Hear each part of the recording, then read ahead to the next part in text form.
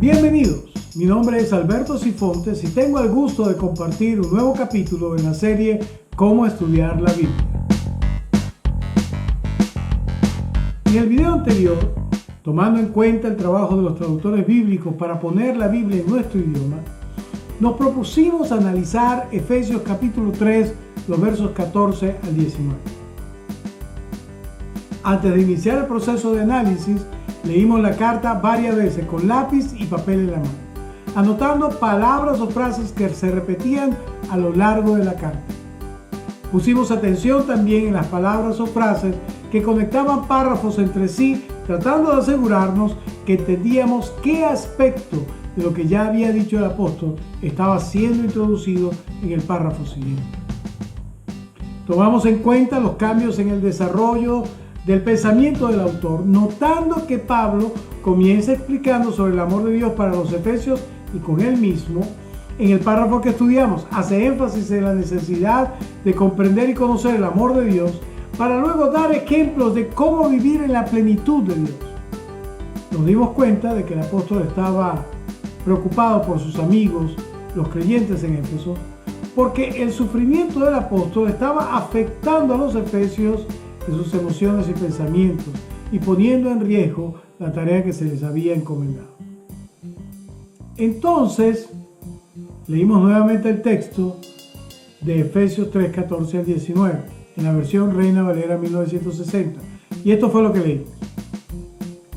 Por esta causa doblo mis rodillas ante el Padre de nuestro Señor Jesucristo, de quien toma nombre toda familia en los cielos y en la tierra, para que os dé conforme a las riquezas de su gloria, el ser fortalecidos con poder en el hombre interior por su Espíritu, para que habite Cristo por la fe en vuestros corazones, a fin de que arraigados y cimentados en amor, seáis plenamente capaces de comprender con todos los santos cuál sea la anchura, la longitud, la profundidad y la altura, y de conocer el amor de Cristo que excede a todo conocimiento, para que seáis llenos de toda la plenitud de Dios. Luego, identificamos la forma de expresión literaria en Efesios 3, 14 al 19. Dijimos que era de argumentación, porque el apóstol expresa sus ideas directamente. Como el texto es de argumentación, concluimos que la mínima unidad de estudio sería el párrafo. Así que comparamos Reina Valera 1960, Dios habla hoy, nueva versión internacional, para asegurarnos que el párrafo comenzaba en el verso 3.14 y terminaba en el verso 3.19. Y así fue en las tres versiones. Así que enfocamos nuestro estudio en Efesios 3.14 al 19. Luego investigamos tanto el contexto histórico como el textual. No todo lo que investigamos pudimos usarlo en el análisis de Efesios 3.14 al 19, pero nos ayudó a ubicarnos en los zapatos de los efesios para el momento en que la carta fue escrita. Después de esto, identificamos las oraciones que forman el párrafo, notando que la cantidad de oraciones que formaban el párrafo eran totalmente diferentes en cada versión. Hicimos además un breve repaso de la gramática española para recordar lo que eran oraciones simples y compuestas, cláusulas coordinadas y subordinadas y conjunciones coordinantes y subordinantes. Para evitar el pánico en aquellos alérgicos a la gramática, usamos las expresiones partes independientes, partes dependientes, nexos independientes y nexos dependientes correspondientemente. Con nuestras herramientas gramaticales en mano, elaboramos la estructura del párrafo en cada versión. Fue un proceso un poco largo, pero nos ayudó a ver las coincidencias en el planteamiento de cada equipo de traductor. Finalmente, usando la estructura del párrafo según Reina Valera 1960 y revisando el contexto histórico y textual, redactamos las afirmaciones. Pablo suplica al Padre haciendo uso de su libre acceso en Cristo para que su sufrimiento personal no haga desmayar a los efesios de su propósito eterno. Al Padre le interesan todos los asuntos de la familia espiritual que Él escogió, redimió y adoptó para manifestar su nombre, de la cual los efesios son parte en la tierra. Pablo oraba para que los efesios fueran consolados y afirmados en sus pensamientos y emociones por la acción del Espíritu de Dios y con la abundancia que proviene de Él. Pablo oraba para que la palabra de Cristo estuviera permanentemente presente en sus mentes y que por la fe a esta palabra se mantuvieran fieles. Pablo les explica a los efesios que solo comprenderán el amor multidimensional de Dios si la palabra de Cristo llega a ser su cimiento y si se mantienen en comunión con otros creyentes. Pablo concluye que conocer el amor de Cristo llenará a los efesios de la plenitud de Dios, pero tal conocimiento solo puede ser adquirido por la revelación de la palabra y el Espíritu. El proceso a grosso modo fue el siguiente. Leímos el texto bíblico, luego elaboramos la estructura del párrafo. Siguiendo los pasos 1 al 4, Reina Valera 1960 muestra 4 partes independientes. Debajo de la primera parte del verso 17 encontramos 2 partes dependientes principales. Debajo del verso 18 encontramos una parte dependiente secundaria. Y debajo de la primera parte del verso 19 encontramos 2 partes dependientes secundarias. Finalmente redactamos las afirmaciones partiendo de esta estructura y revisando el contexto histórico y textual, redactando las afirmaciones que leímos anteriormente.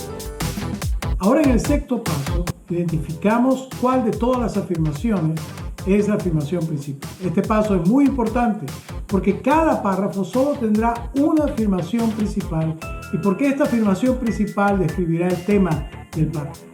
Las demás afirmaciones, las afirmaciones secundarias, apoyarán de alguna manera la afirmación principal. Una vez que hayamos propuesto una afirmación como principal, la manera de confirmar que tal afirmación es la principal es asegurándonos que todas las afirmaciones secundarias apoyan de alguna manera la afirmación principal. La siguiente es la que considero la afirmación principal. Pablo suplica al Padre haciendo uso de su libre acceso en Cristo para que su sufrimiento personal no haga desmayar a los efesios de su propósito eterno. En el paso séptimo estableceremos la función específica de las afirmaciones secundarias. Si bien la afirmación principal resume el tema del párrafo, las afirmaciones secundarias desarrollan el tema complementando la afirmación principal. Pueden cumplir funciones de modo explicando cómo se cumple la afirmación principal, de razón explicando el porqué de la afirmación principal, de repetición haciendo énfasis sobre lo que declara la afirmación principal, de ampliación dando mayores detalles acerca de la afirmación principal, de ejemplificación dando ejemplos concretos del cumplimiento de la afirmación principal, de justificación dando argumentos que apoyan la afirmación principal y de contraste mostrando lo que sería opuesto a la afirmación principal. A continuación presentaremos todas las afirmaciones indicando la función de cada una de ellas. La primera afirmación es, como ya dijimos, la afirmación principal, que se encuentra al principio del párrafo a manera de introducción. No siempre encontraremos la afirmación principal al principio. En otros casos puede encontrarse al final como una conclusión o en el medio del párrafo como parte del desarrollo de la idea del autor. La segunda afirmación es una justificación. El apóstol explica que ora al Padre no solo porque Jesús nos enseñó a orar al Padre, sino porque al Padre le interesan todos los asuntos de su familia. Es una afirmación de justificación. La tercera y cuarta afirmación corresponden a las 2 peticiones del apóstol. Y ya que el apóstol comenzó diciendo que oraba por los efesios, las peticiones amplían esta idea, diciéndonos qué era lo que específicamente oraba al Padre. Son entonces afirmaciones de ampliación. El resto de las afirmaciones explican cuál sería la consecuencia de que el Padre contestara las 2 peticiones del apóstol afirmativamente.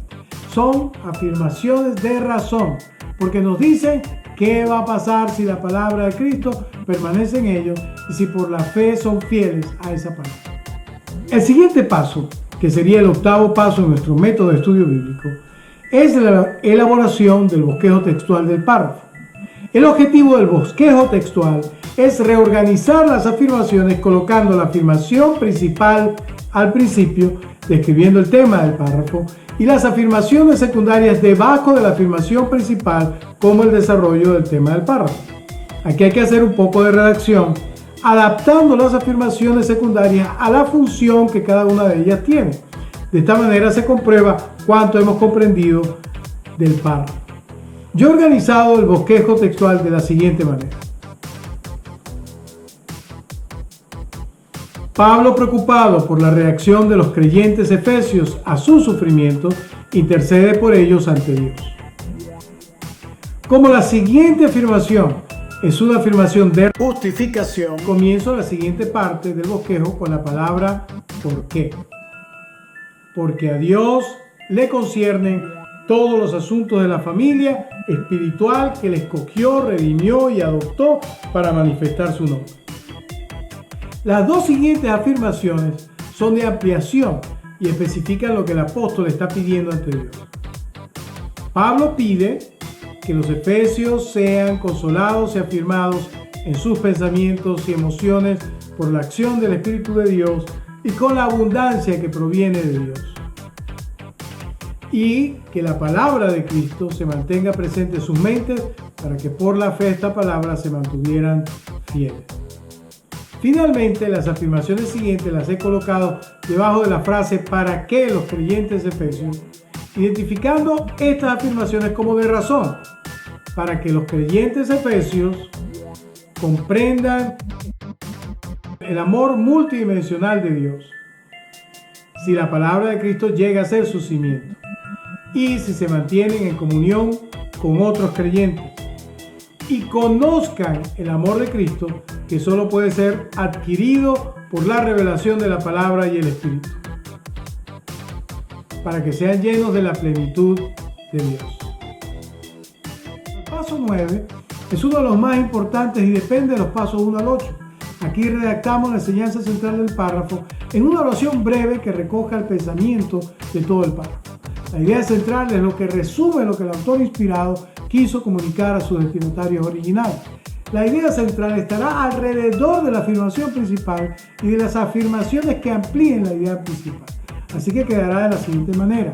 Pablo ora a Dios para que en su autoridad y poder y por medio de su espíritu fortalezca a los creyentes en su interior y los ayude a retener las enseñanzas de Cristo que Él les ha transmitido. Una vez que has entendido lo que el autor inspirado quiso comunicar a sus destinatarios originales, nos toca redactar los principios bíblicos que claramente han sido enunciados en este texto, que siguen siendo relevantes para este tiempo como lo fueron para los destinatarios originales. Este es el paso 10. Los principios deben ser enunciados en lenguaje contemporáneo, deben ser verdades que afecten principalmente al estudiante del texto, pero al mismo tiempo deben poder ser asumidos por personas con diferentes contextos socioculturales. Esté abierto tanto al quebrantamiento de espíritu como al gozo indescriptible. Los siguientes son los principios que redacté partiendo de las afirmaciones y pidiéndole a Dios que me hablara particularmente a mí. Los creyentes, como todo ser humano viviendo en un mundo caído, experimentan diversos niveles de sufrimiento que pueden hacerlos dudar de su fe. Los que han recibido la palabra de Dios necesitan fortaleza interior para mantenerse firme en la fe. La fortaleza interior es obra del Espíritu que toma la palabra y nos revela la riqueza de Dios disponible para llenar abundantemente lo que en nosotros escasea. Para que el Espíritu revele a nosotros la riqueza de Dios disponible para llenar lo que en nosotros escasea, la palabra debe permanecer en nosotros. La revelación fundamental del Espíritu que llena abundantemente lo que en nosotros escasea es el amor de Dios, pues no puede ser comprendido en toda su extensión de manera lógica o racional y experimentado como consecuencia de una decisión humana. Una dimensión del amor de Dios se puede conocer a través de la contemplación de su creación, pero las dimensiones más profundas del amor de Dios solo pueden conocerse a través de la palabra y el Espíritu. La palabra es la estrategia principal de Dios para darnos a conocer su amor. Por eso, Dios ha permitido que su palabra sobreviva a través de los años, a pesar de las prohibiciones y la censura, para que con la ayuda de su Espíritu podamos conocer su amor. Para ser llenos de la plenitud de Dios, necesitamos recibir la revelación multidimensional de su amor. Comprender el amor de Dios requiere indispensablemente de la palabra y el Espíritu, este último actuando coordinadamente en la iglesia a través de los dones y sus ministerios. Por último, conocer el amor de Dios es consecuencia de obedecer lo que la palabra y el Espíritu revelan. Te invito a acercarte a Dios en oración y pedirle que Él te revele a través de este estudio principios que sean relevantes a tu vida, en los momentos actuales por los que estás pasando. El siguiente paso, el paso 11, depende en gran manera de tu propia reflexión, de cómo poner en práctica lo que Dios te ha revelado en su palabra en este texto particular. La manera como este texto te lleva a la obediencia a Dios es un puente para ayudar a otros a obedecer a Dios también. La verdad bíblica es más relevante para otros cuando las aplicaciones son consecuencia de tu propia comprensión de cómo ponerla en práctica. Algunas aplicaciones pueden enfocarse en hacernos reflexionar acerca de cómo este estudio cambia nuestra manera de pensar. Puedes expresarlo en forma de preguntas como la siguiente. ¿La salvación en Cristo me libra del sufrimiento? ¿Debo negar que estoy sufriendo para mostrar una vida victoriosa? ¿Cómo está siendo afectada mi fe por el sufrimiento que estoy experimentando? ¿Me parece incompatible mi situación actual con la constante proclamación bíblica del amor de Dios por mí? ¿Conozco y comprendo el amor multidimensional de Dios? ¿Estoy dejando que Dios revele su palabra a través de los dones y ministerios que Él ha dado a otros creyentes? Algunas aplicaciones pueden ser ejercicios prácticos que siempre implicarán algún esfuerzo de nuestra parte. Debemos tener cuidado en no formular aplicaciones imposibles de ejecutar. Con frecuencia, las aplicaciones imposibles son excusas para no hacer ningún cambio en nuestra vida. Algunas sugerencias prácticas para aplicar los principios a mi vida podrían ser: oraré por mis familiares y amigos y por aquellos a quienes he tenido la bendición de compartir las enseñanzas de Cristo, para que sean fortalecidos en medio de su sufrimiento y para que la palabra de Cristo permanezca en ellos. Para que el Espíritu tome la palabra y me revele el amor de Dios, la palabra debe estar ya en mi mente, así que estudiar la palabra de Dios es indispensable para mí como requisito previo a la intervención del Espíritu Santo. Debo tomar tiempo regular para estudiar la palabra. Estando consciente de lo que el Espíritu está tratando de hacer en mí a través de la palabra, tomaré en serio el trabajo de estudiar diligentemente la palabra y de clamar a Dios en oración para que complete por su Espíritu lo que la palabra haya iniciado en mí. Voy a tratar de ser sensible a lo que la palabra y el Espíritu quieren decirme sobre el amor multidimensional de Dios. Estoy consciente que tal revelación elevará mi vida a un nivel de gloria superior por encima de cualquier sufrimiento que pueda experimentar. Finalmente, el último paso tiene que ver con la necesidad de compartir el mensaje recibido de la palabra de Dios para nuestra vida con otras personas. Ser tocado por la palabra viva es la preparación más importante que necesitas para compartir. Se trata de comunicar los principios bíblicos que te han sido revelados con las personas en tu propio contexto. Este proceso exige fidelidad al texto estudiado y sensibilidad a la realidad de las personas que te rodean. Llegamos al final de otro capítulo de nuestra serie Cómo estudiar la Biblia. Los invitamos a continuar con nosotros en un próximo capítulo donde estudiaremos cómo elaborar un bosquejo para compartir los principios bíblicos y sus aplicaciones con otros. Dios les bendiga y hasta una nueva oportunidad.